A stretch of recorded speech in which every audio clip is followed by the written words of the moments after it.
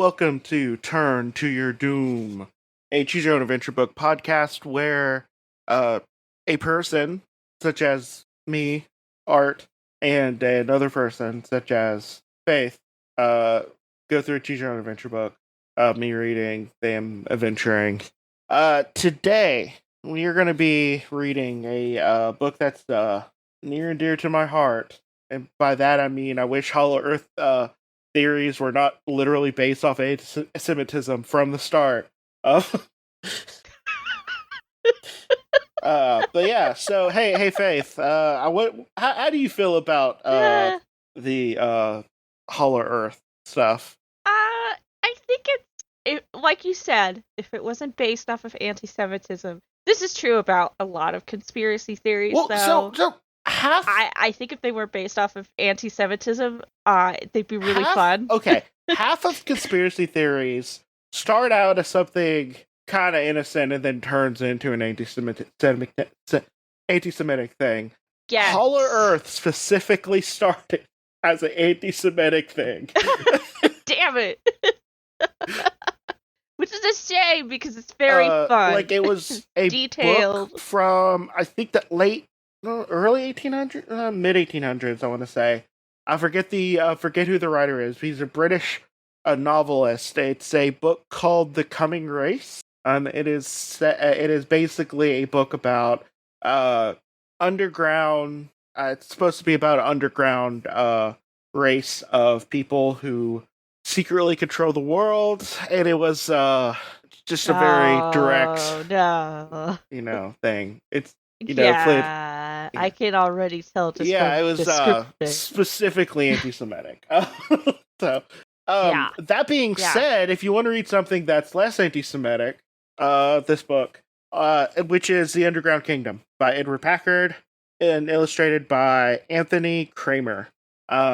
Also, I'm leaving this part in because because I would like people to hear a podcast I don't do anymore, but I like it to be linked, if possible.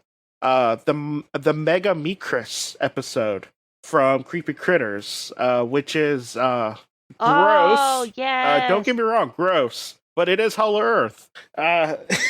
So I would like people to listen to that because it's a very obscure, I want to say Italian. I had to literally find an Italian translation of it when I was doing research, and it was the only thing that was on it. Oh.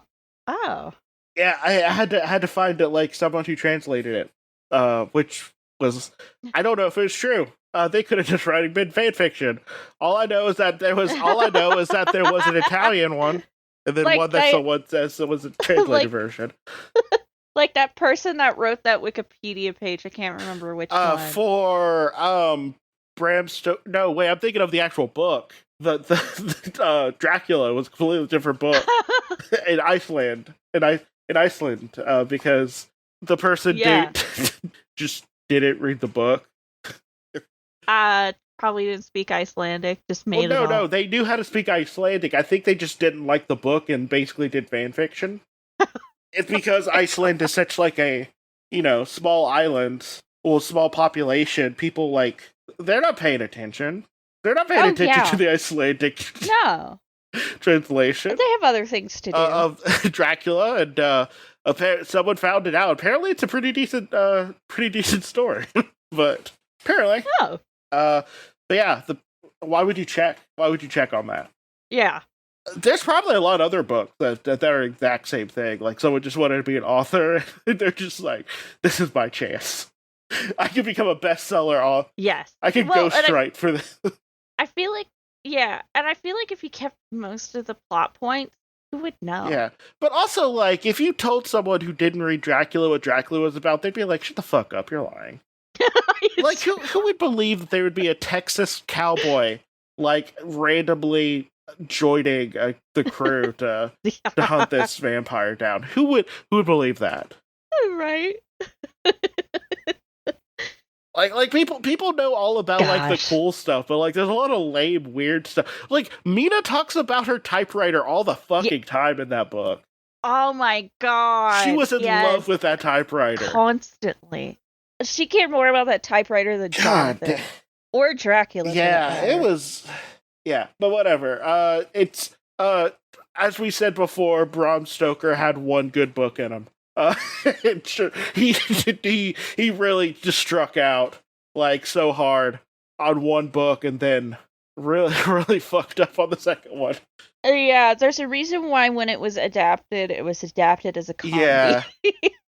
Yeah, it's not a good book. He had one good book in him. And I feel like all of us have one good book in us, you know? I'd rather be a Bram Stoker than a James Patterson. Actually, James Patterson's fucking rich. But also, artistically, I'd rather be a Bram Stoker than a James Patterson. Yeah. I'd rather not be hated by librarians. Yeah, I want them to hate me for personal reasons, not for, like, vague reasons of my existence. Not for making a million books that they have to deal with. And being friends with known pedophile Bill Clinton. Oh my god, that's right. Yeah.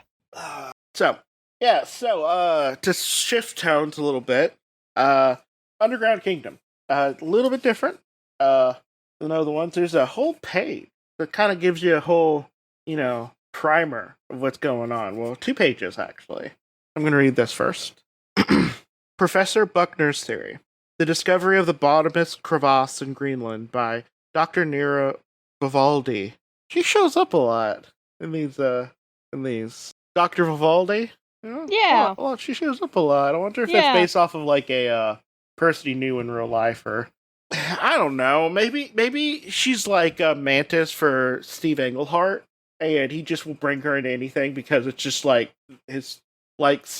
I don't know if self-insert's the right word. Fictional girlfriend, I guess. Yeah. Because, Steve Englehart had a thing for Mantis, and it was just like, okay, cool. Keep in your pants. Try to, please. Only a little bit. But the Discovery of the Bottomless Crevasse in Greenland by Dr. Nira Vivaldi supports my theory that the Earth is not solid, and has been thought, but that it is hollow. The bottomless crevasse is probably the sole route from the Earth's surface to a vast underground kingdom. Its only possible link would be an underground river flowing in an alternate dimension in response of the tide. But this seems unlikely. How, you may ask, was the Earth hollowed out?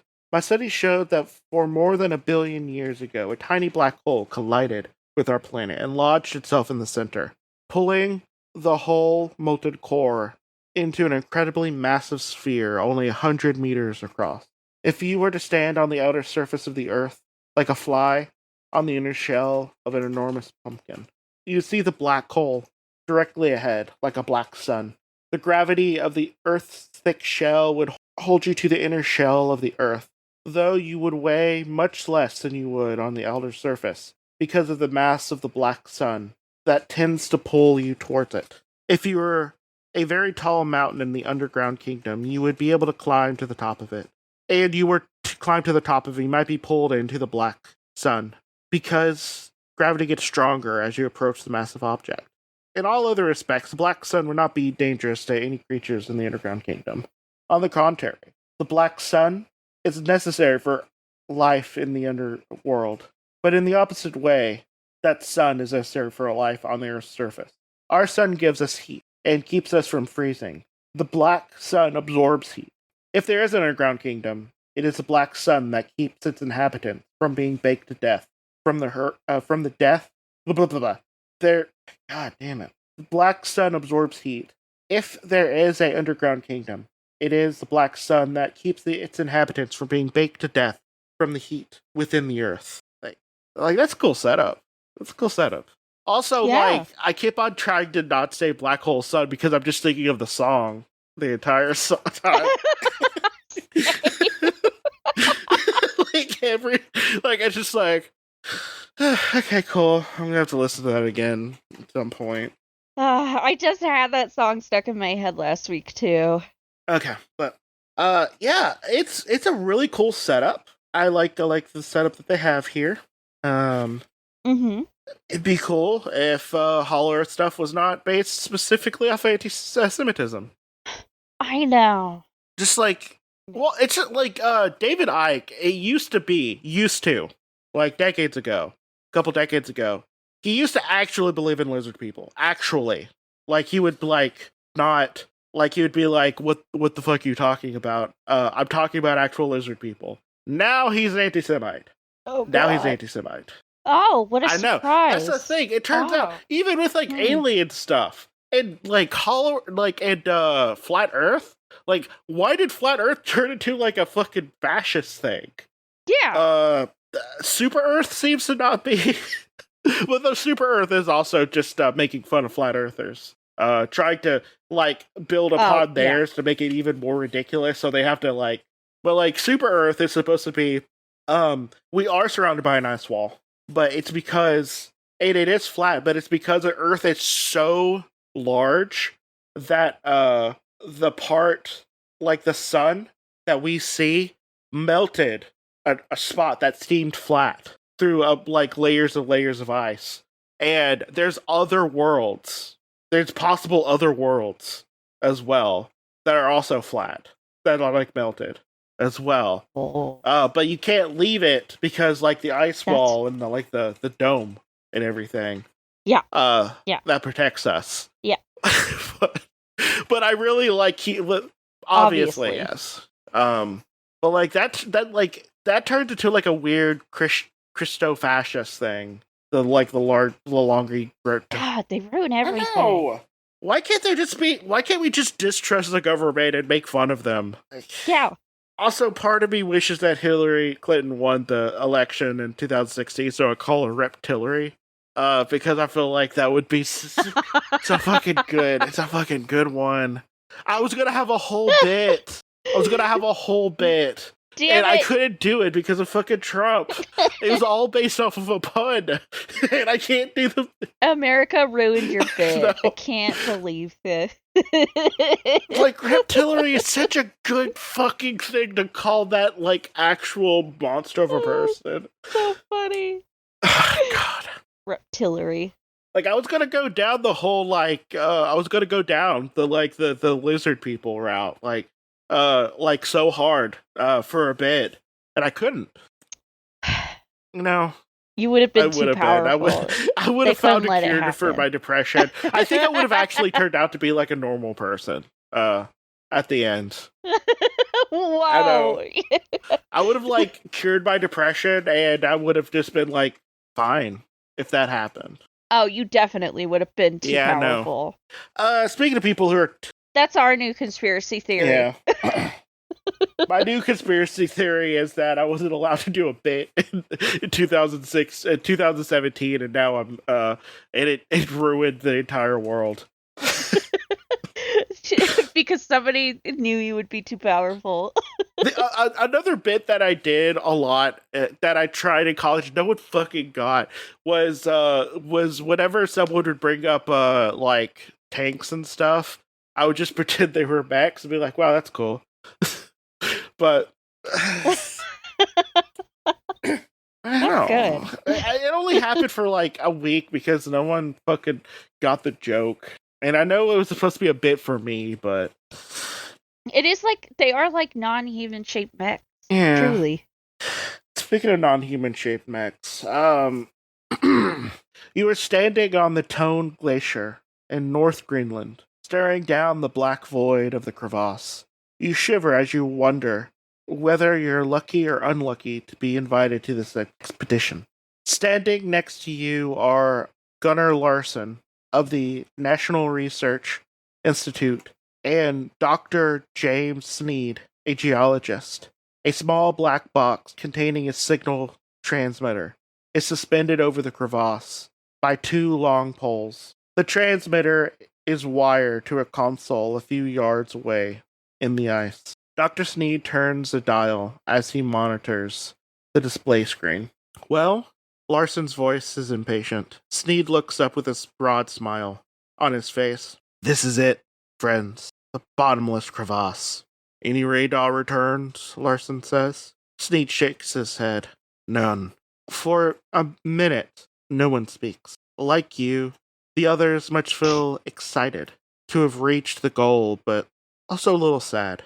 It was just a year ago that your old friend, Dr. Nero Vivaldi, radioed from this spot that she had reached the bottomless crevasse. A few moments later, her radio went dead, and she was never seen again. So, it is theorized that with the way that gravity works, is if there was a hole that you were able to survive falling. I mean, not falling, but you were able to survive directly through Earth. What would happen is you would fall faster and faster until you hit terminal velocity, until you hit the center, and then you would just speed up randomly again, and you would die, obviously. But basically, as you get closer to the center, you'd be speeding up, speeding up, speeding up. You would feel almost nothing, and then you would just keep on speeding up afterwards. Oh my god. You wouldn't just float in the middle, which would be kind of funny. Actually, what if that's what happened? Yeah. What if you're just stuck in the middle? What if you were the new core of the Earth? Yeah. Okay, but now you stand at the edge, lost in thought. How could the crevasse have no bottom? Could it really lead to an underground kingdom? What happened to Dr. Vivaldi? But your thoughts are shattered. You didn't seem to slip, but suddenly you're falling into the crevasse. A ledge is coming up fast beneath you. You could try to land on it, but you're falling so fast that you're sure to be badly injured. You might only be saving yourself for a slow, agonizing death. Your thoughts race through your head in a split second. If you try to land on the ledge, turn to page 3. If not, turn to page 5. I'm sorry, what was the second If you option? don't try to land, you just you know what? I'm free balling this. We're going. I'm reaching the bottom of this pit. Fuck it. I'll try and land on my feet. Even though that's a bad it's so idea. bad. Your consciousness slips away as you fall faster, down, down, down. The next thing you know, you're floating in air in a soft, squishy, wettish light. You see that you're in a cavern drifting towards the ceiling. Where's the floor? In a flash, you realize what has happened. You'd fallen to a point where gravity above you is almost equal to gravity beneath you. You've become the new core of the Earth. The Everything revolves around you now. What? Woo! Yay! I knew it. I knew it all along. That's right, Miss Smith from 3rd grade. Everything does revolve around me. My mom would be so proud. Did you hear about Faith? She became the new center of the Earth. You brush against a firm surface, a wall that feels like clay. You cling to it for a moment. Then you're floating again, drifting slowly down. You begin to lose your fear as you realize that gravity here is so weak that you could fall a mile after mile without being hurt. After a while, you begin to relax and enjoy drifting through a fantastic twilight. You only wish it wasn't so hot. Closing your eyes, you pretend you're safely home in bed. Turn to page 6. You would do that. You're like, oh no. I would. I'm in danger, but I guess I can go to sleep now. Yeah. Also, I hate the heat, so that would honestly be bothering me. Once again, you brush against a firm surface. This time it's the floor of a cavern. In fact, you touch down on the mossy bank of an underground stream. You drink from the cool, clean water, then step out of the cavern to this strange world.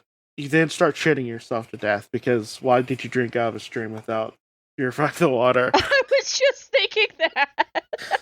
You get dysentery immediately.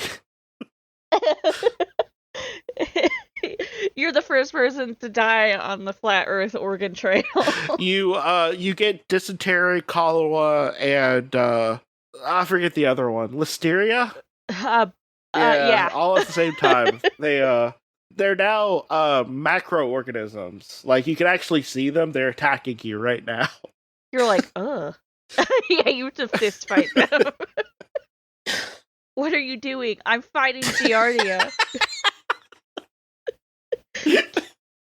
The only illumination is a dim red-orange glow that seems to come from the ground. The air is so clear that you can see shadowy curving hills and valleys stretching in all directions, even above you. Why do you feel so good? It must be because you're so light.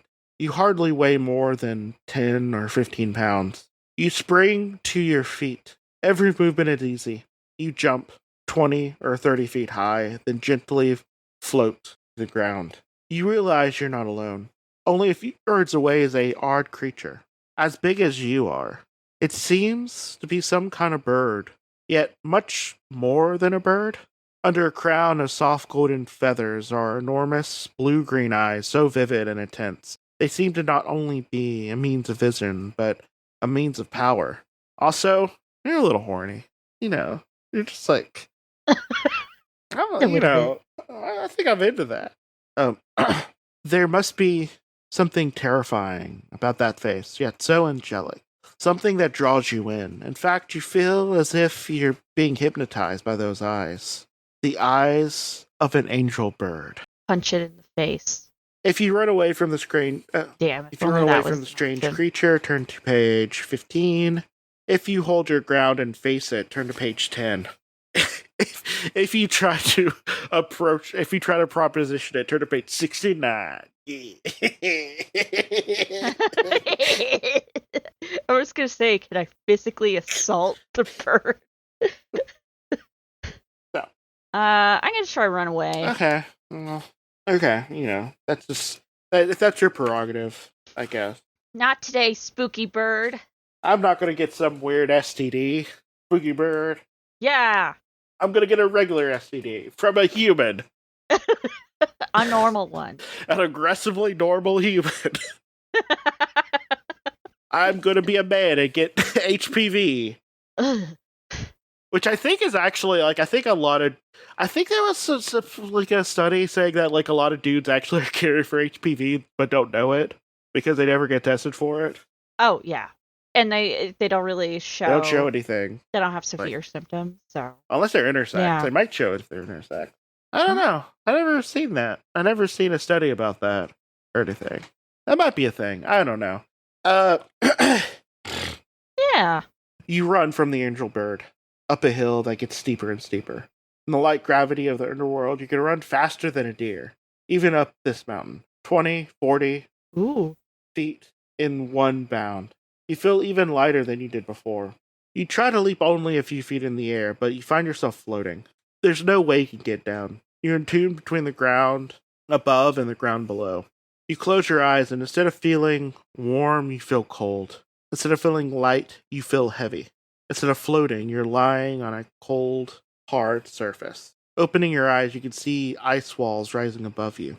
Now you understand. When you fell into the crevasse, you landed on this ledge about 30 feet from the surface. You must have hit your head on the ice. What a strange dream you had. It seems so real, as if the angel bird put the dream inside your head. But there are other things you could think of right now. Help! You shout. If no one answers, Larson and Sneed probably given up. Turn to page 12. It'd be a Goosebumps ass move if they were like, hey, idiot, you should have done that. Turn back to the first choice and choose the right one. You look along the edge. It curves up towards the surface, but also it becomes narrower. You try to gauge how close to the surface you can get without losing your footing. By cutting a couple of handholds in the ice with your pocket knife, you could make it to the top if you don't lose your grip. If you decide to try to make it, turn to page 18. If you decide to wait, turn to page 20. I'll try climbing. So the opposite of what most people... Also, yeah. Of what they tell you to do. Yeah, if you're lost and people need to find you, yeah, the opposite. You inch your way along the edge, keeping your body flat against the wall of the crevasse. You should be able to make it as long as you don't panic. You try not to look down. After an hour of slow progress, you're able to raise your hand over the rim, but you still can't pull yourself up. You hack away at the ice, gouging out another handhold, then another foothold. It seems like hours before you can even take one step higher. Then, with great effort, you heave yourself over the edge, then twist and roll away from the deadly opening. Stiff and shaky, you manage to stand and stare at the bleak world around you. The sun has set behind the western mountain, and you begin to shiver in the chill wind. You're grateful that in this part of Greenland it never grows dark in July, but it does grow cold, well below freezing, and you're too exhausted to run and jump to warm yourself. On page 21. Of course you would take the route that takes you away from a Hollow Earth and turns into a survival thing. I didn't Of mean course to. you would. I just didn't want to, get hypnotized by a bird. You could have gotten a weird STD from a monster that no one would have believed you, but no. You didn't want to pass on, the human equivalent of H1N1 to... There is no shelter from the relenting wind, and no sign of Larson or Sneed. It's getting hard to breathe. You soon begin to feel dull aches and stiffness. A sick feeling you've heard about. The dreaded symptoms of hyperthermia. You're freezing to death. Maybe a search helicopter will arrive any moment. Maybe... All of a sudden you want to get naked. Yeah, and you would have been with a bird. A real symptom of... if you didn't run away from it. A real symptom of hypothermia, by the way. All of a sudden you want to get naked with a bird. An angel bird. An angel bird. Maybe a search helicopter will arrive at any moment. Maybe in a few hours. Maybe never. You're very tired. You desperately need rest. If you huddle in your parka and try to conserve your strength, turn to page 31. If you force yourself to keep walking, turn to page 25. The third option is try to make yourself a igloo type thing to conserve your heat and possibly warm up. You can make a small snow shelter pretty easily, especially if there's a deep snow, by making a cavity in the snow. And try to block it up and everything. The problem is with that is we don't have any fire, it's gonna take a lot longer, but Yeah. What was the first option? If you huddle up in your parka and conserve your strength. I feel like any of those were going to die. Well, I mean, you chose a survival path instead of going to the cool. I didn't mean to. How was I supposed to know that we were going to be a dumbass and jump back out of the Hollow Earth? So, which one do you want to do? Let's build an igloo. Well, no, there's no third option. You either. Oh. No, the third option, which you should have done, is try to build an igloo. But no, do you want to keep on walking, or do you want to preserve your strength? Let's conserve our strength. Okay, cool. The lie down and die technique. Yes, cool. Yeah. Listen, I'm not one for struggle. Just you know what? At least I'm going to be able to sleep real well. Yeah. You huddle in your parka, but the cruel wind penetrates your body. You feel yourself growing numb. You try to stand up, but your legs won't move. You feel as if you are drifting through time and space. Then you feel nothing at all. The search and rescue team almost reached you in time. They were never able to locate Larson or Sneed. A few days later, a memorial service was held to the brave people who lost their lives exploring the bottom of the crevasse. Everyone spoke highly of you. The end. Aww. It was probably a bomb-ass nap, though. Probably best sleep you've ever had. Supposedly, really cold temperatures are, really good for sleeping. Really calms you down. Mostly because you're not functioning as, on top, peak levels. But, yeah. Let's walk. Let's walk. The other option. The option it seems for you to want to do. You force yourself to keep walking. If you wander too far from the crevasse, a search team might miss you. So you walk in a large square. 50 paces north, 50 east, 50 south, 50 west, 50 north. Again. Your legs feel like lead. Your eyes are half shut. You hardly notice the weak Arctic sun reappearing. The sun. You can't think. Dizzy. You can't. It seems like another world when you wake up in a room with pale green walls and gleaming floors. Your head is swimming. What happened to Larson and Sneed? You feel as if you lived through a nightmare. You're lucky we were able to save your leg. A tall, bearded doctor is speaking.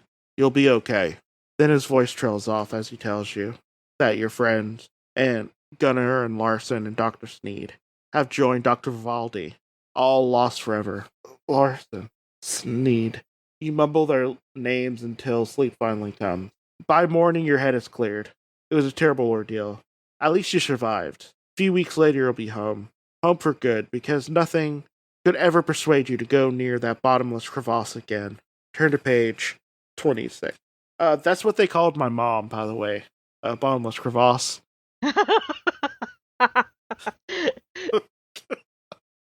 An endless crevasse with that. 3 months later, you're waiting at home one afternoon to find a man waiting at your front door. I'm Professor Buckner from the National Research Institution in Washington. He shakes your hand warmly. Please come in. Are you still studying the bottomless crevasse? Buckner nods. We have identified the force which may have pulled Larson and Sneed into the crevasse.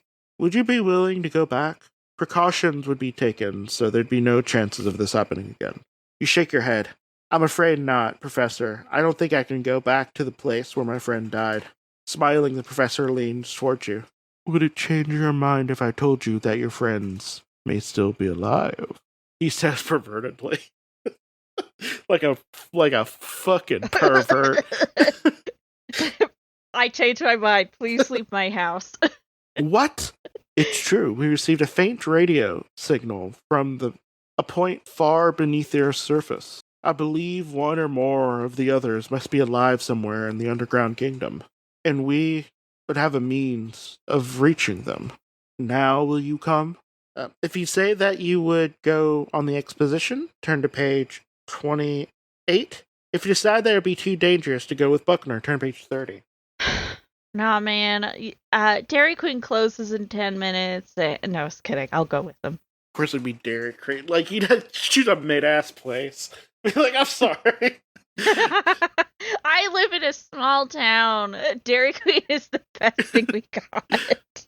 I'm sorry. The subway closes and, like, they're having a $6 foot long deal. It's like...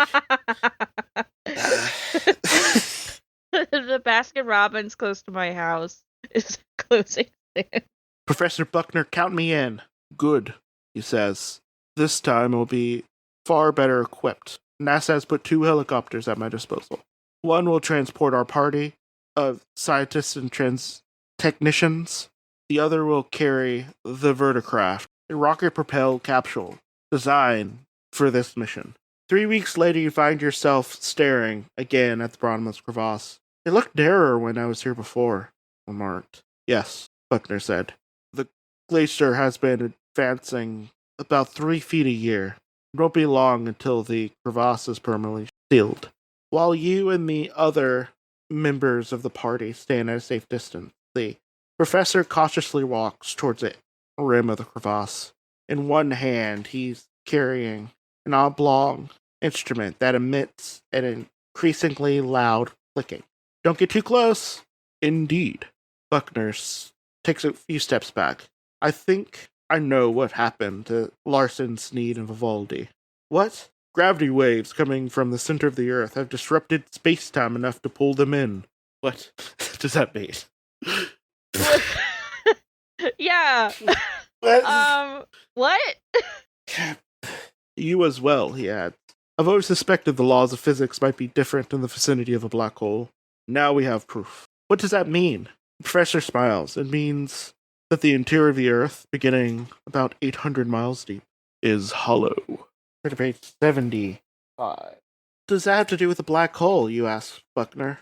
The professor pauses to fill up his pipe.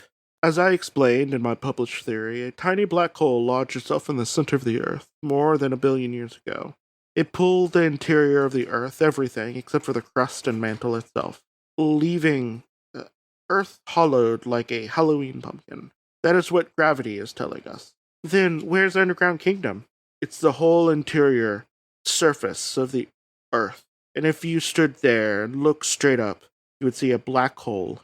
It would look exactly like our sun, except it would be jet black. So really, not exactly like our sun. Almost the opposite. Yeah, It'd be exactly like our sun, except completely different. Yeah. Buckner lights his pipe and says, I did not expect to undertake this mission for some months. I only planned to inspect the crevasse and test of the verticraft. But the crevasse is closing rapidly, and I must make the descent today. Otherwise, my return path will be blocked. Who will volunteer to come with me? The crevasse being blocked forever is also a thing that a lot of women are doing because they are realizing that their boyfriends are racist. The crevasse is blocked forever. It is sealed up. You may not enter the hollow earth. Oh my god. Okay. Oh, okay. So, Faith, as a person who is of a woman variety, yes. Would you be offended if someone calls you to the hollow earth? No, that's so funny. I don't know how a lot of people would respond to that. What do you mean? I think it was funny because I know what hollow earth is. I'd be like, you're right. Truly endless. Although technically, if you want to get really specific, humans are like a real weird fucked up donut. We really are. Because we have a hole that goes down to another part, and there's no interruption to it. Yeah, and it's pretty much in the middle. We're a tube. Yeah. So we are a very complicated tube. It gets a little weird, closer to the end, but that doesn't change the fact that we're a tube. On top of that, we also have a skeleton that are just driving shit around. It's weird. Yeah, we are a slab of meat inside of a skeleton inside of a meat That's suit. a tube. We're in a tube of meat. Nice. Real nice. I wouldn't want it anyway. Actually, most creatures, unless they only have one hole, are technically tubes. Yeah, they are. So you could go around calling Meester, cats did you know that you're a tube? And you'd be right. Yeah, Meester, you're a Which also tube. means, though, that technically the tube that's inside of us is not inside of us. It's also actually on the outside. You only get on the inside of us if you stab on the side. Oh. God, this is why people hate neurodivergent people. Hey, why are you even thinking about this? If you have if your gastric system gets perforated, can we be like, there's something wrong with your tube? You have to get your tube patched. We gotta patch up your tube there, buddy. Oh, God. Okay. Put some tape on it. Okay. So, we're going to turn to page 77. One after another, the team members shake their heads. Buckner turns to you. Well, you hesitate. You don't want to risk your life, but this could be the only chance of finding your lost friends. If you decide to go with him, turn to page 35. If you decide to not risk it, turn to page 33. Also, secret third option, not listed. If you decide to raw dog it, just jump into the crevasse. You don't go with him, but you also don't leave. You just go yourself. You just raw dog it. You're just like, I don't need no fancy vehicle. Okay. Yeah, what do you want to do? Yeah, I'll go with him. What else am I gonna do? Maybe be a little rude. He probably spent a lot of money. Someone spent a lot of money. It would be funny if he said no. He's like, we spent billions of dollars creating this special vehicle. It has 2 seats in it specifically because we thought you would come. Come on. It came pre-formed with your ass imprint, so you can really just really be comfortable in it. We took a while you were training. We took a mold of your ass, and that's how we made No, even worse. They took a highly detailed 3D scan of your body, secretly. Oh God! You don't know how, but they got everything right. You're just perfect. It's perfect. Okay. Your chances of surviving the expedition is slim. Even if you safely descend to the bottomless crevasse, there's no assurance that the verticraft will be able to get you out again. Still, it's your only chance to find if you're lost friends and to explore a new world. You grit your teeth and climb aboard. The professor climbs inside with you. Ready? He says, I'm going to activate as soon as we're center. Ready? You strap yourself in and say a prayer. You feel like a larva inside a cocoon. Looking through the port, you watch the others position the verticraft over the crevasse, and you wave at them. They wave back. Suddenly, you're falling. Faster, faster, plummeting towards the center of the earth. Has the verticraft gone out of control? Professor Buckner! You yell. Won't the rockets work? Can't you slow us? We're saving our fuel. He shouts. Gravity will slow us, you'll see. Has he gone mad? You notice a red button on the control panel. Next to it is a sign. Emergency, reverse, return to initial position. Turn to page 37. Thanks to the dual control system, it seems as if you have a chance to escape this madness. Still, you're not sure if it will save you. If you decide to push the emergency reverse button, turn to page 89. If you try to reason with Dr. Buckner, turn to page 38. I'm glad that this book is giving you every chance to not do the actual adventure that this is set out to be. It's like doing that thing. It's like doing like the Jewish conversion thing where you have to say no 3 times before they'll accept you. Yep. You have to be rejected 3 times. Like they have to really know you want it. Yeah.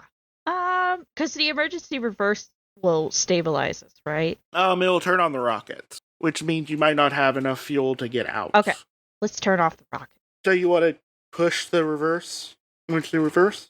Or do you want to talk to Buckner? Well, what are we gonna what are we gonna say to Buckner? I don't know. While we're falling out of the air. Hey man, we could have gone to Dairy Queen. I could have gotten some white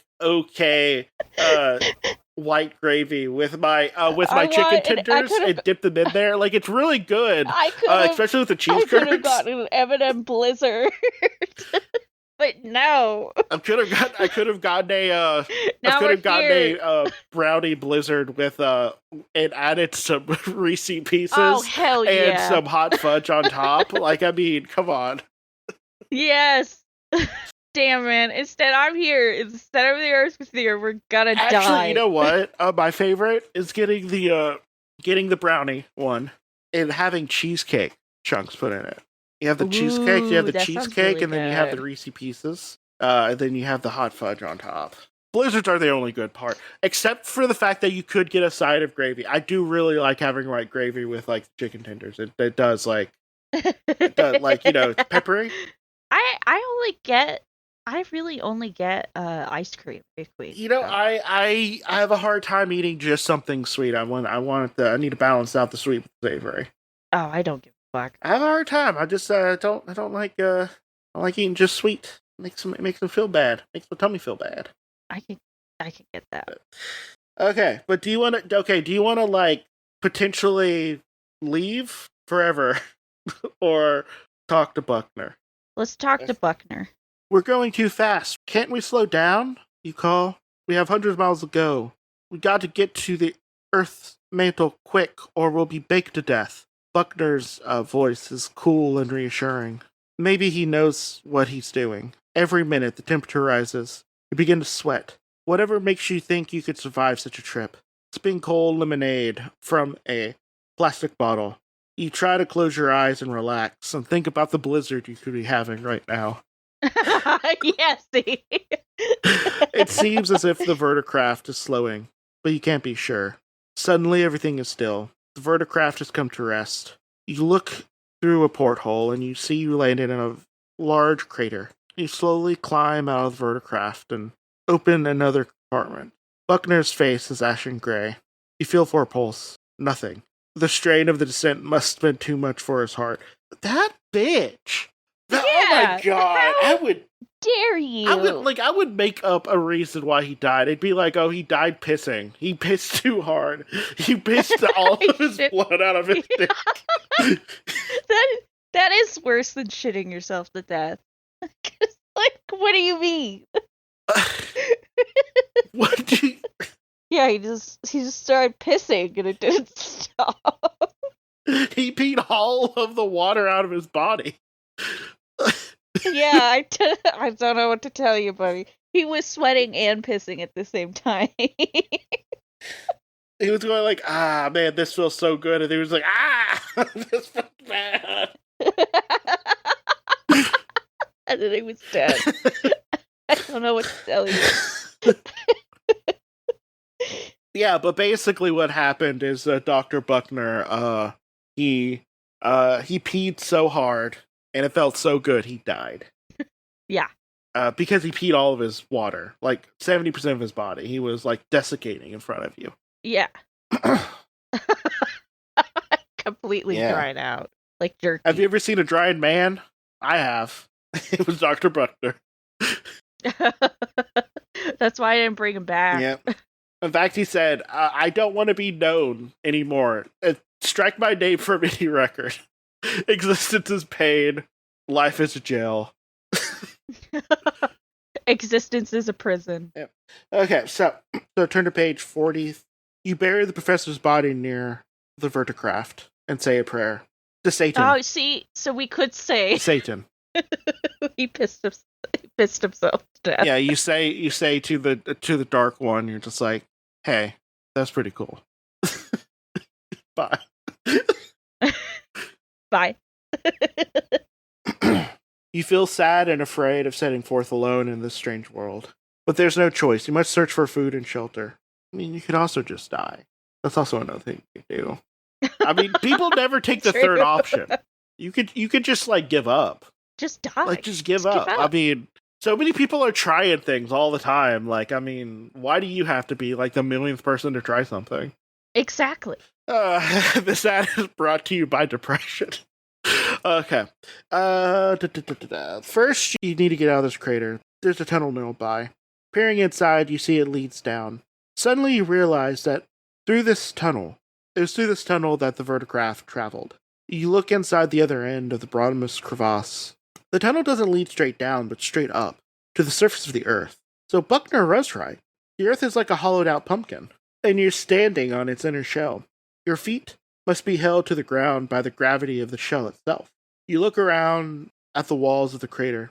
They are too steep to climb, but you feel so light, as if you're walking on the moon. You might be able to jump out. You stand there for a moment, wondering why the gravity isn't as strong as it is on the Earth's surface. Then you realize the rest of Buckner's theory. There's a black hole at the center of the Earth, pulling you towards it. You leap as high as you can, 20 feet in the air. Then, with one great bound, you're out, standing on the surface of the underground kingdom. Turn to page 40. The scene around you reminds you of a photographic negative. All the shades and colors seem to be reversed. The ground is grayish pink clay with white outcroppings. In the distance, you can see areas that glow like beds of hot coal. Nearby is a forest of trees with green trunks and white leaves. The trees are short, yet their branches, taking advantage of the light gravity, spreading out for hundreds of feet in all directions. You climb a small hill to get a better view. Wherever you look, the land curves slightly upwards as if you're standing on the bottom of an enormous bowl. No, you're standing inside of a globe. It's the whole Earth, dude. You already know what's going on. Yeah. Or as you like to say over and over again, like a carved pumpkin. I don't understand why you can't just say a hollow globe. I know! I think most globes are hollow. Like, why would you make a solid globe? Yeah. But whatever. You climb a small hill to get a better view. The sky is covered with what looks like reddish yellow clouds. The most amazing of all is the sight directly overhead, a disk almost the size of the sun. But instead of shining bright, it is absolutely black. You feel its coolness, as if it was drawing heat from your skin. It is a black hole at the center of the earth. You turn sharply at the sound of shattering. Coming out of the ravine are more than a dozen creatures, smaller than you, yet walking upright, with 2 legs. Half human, half ape. They look like creatures that might have once lived on the Earth's surface. They're carrying ropes and nets. Also, they're speaking Hebrew. No, I'm joking. Oh no. Oh no. Okay, sorry. Uh um turn to page 39. Let me see if there is a good stopping quick. Did we just enter the planet of the apes? No, we entered the planet of the hominins. I guess we don't know if they're apes. They could be monkeys, too. You could probably climb up a nearby tree and hide among the clusters of giant leaves. But is it wise to run like a frightened animal? Maybe things would go better for you if you bravely face the inhabitants of this world. If you decide to face the creatures, turn to page 42. If you decide to hide in a cluster leaf tree, turn to page 36. We've watched Planet of the Apes. I know how this goes. We're gonna hide. Yeah, we're. What if you found? What if you We've found watched all the Planet of the Apes? Well, we haven't watched the redo of the show that redoes the thing. Oh, true. We will, and I heard that it's better because, like, okay, Planet of the Apes is like it's not a great movie. Looking back on it, it just did something new. Like, it did something new, for the time. Yeah. I don't think it got good until the third one when it started messing with like time travel. And then the fifth one, then the fifth movie was like kind of like not that great. But yeah, so really it has two good movies and like one okay movie. Yeah. Okay. Well, let's hide. You hide in a cluster leaf tree. The strange creatures pass you by, except for one straggler who stops to stretch. For a moment, he looks right at you. Kotazark, he cries, then turns and runs after the others. Perhaps you didn't need to be so cautious. The creature looked more frightened than a fierce hunter. You climbed up the tree, and you hear a low moaning coming from the bush. A pair of dark blue lights are shining from within the darkness. Now moaning comes from behind you. Turning, you see another pair of blue lights. Beneath them are long, glistening fangs. Slowly, the creature closes in on you. Their moans rise to high-pitched screams. What are they? You only have a few seconds to live, so it hardly matters. The end. Oh. I don't like that. No, I don't like it either. I don't like something that moans at me before it kills me. And then it gets like higher pitch, so it's basically just like, you don't know what it's thinking, but like, I think it can't be good. I think it also might be enjoying it a little bit too much. Yeah. But yeah, we are going to end it there. We'll come back in episode 2 and we'll learn a little bit more about this Hollow Earth. What do you think so far? This is fun. Yeah, I think this is written for a little higher grade reading level.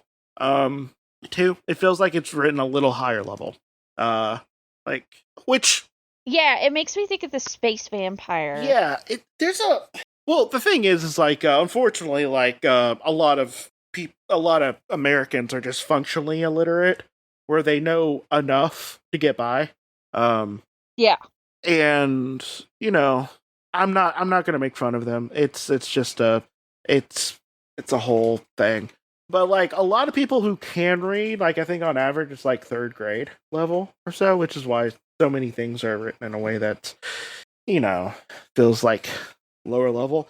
That feels like it might be a little too high level for some people that I know. Yeah. Like, not saying like it's like written like beautifully or masterfully, but like I'm thinking like that might be like 5th grade level. Yeah. Like an 11-year-old, would be trucking with it. Not 11-year-old from nowadays, because they also can't read. Which is sad. There's many theories. I'm not going to get into that one. There's a lot of stuff about reading and blah blah blah. That I have lots of feelings about. Yeah. And the moral failings of our institutions that are about to fail a lot harder, but on purpose and because they're cruel. But yeah. That being said, yeah. Do you have anything you want to say besides about the story or anything so far? It's so sad that Bruckner pissed himself. Yeah, he just pissed himself.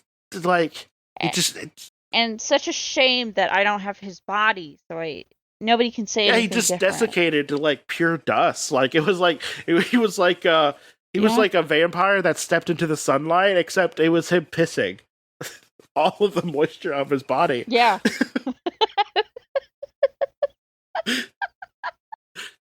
All at once. It took 5 minutes. I was just like, hey, stop. But like, no. Stop! It was like that scene from Austin Powers where he pissed for a really long time, except it got sad instead of funnier. Except it ended in a tragedy. Oh my god. Okay. Well well this has been Turn to Your Doom, and maybe I don't know, maybe like don't die a bitch death if you're going to Sin of the Earth. Like at least like die a cool way. Yeah. Okay, bye. Yeah, damn. Like right when we get there too. Bye. Bye.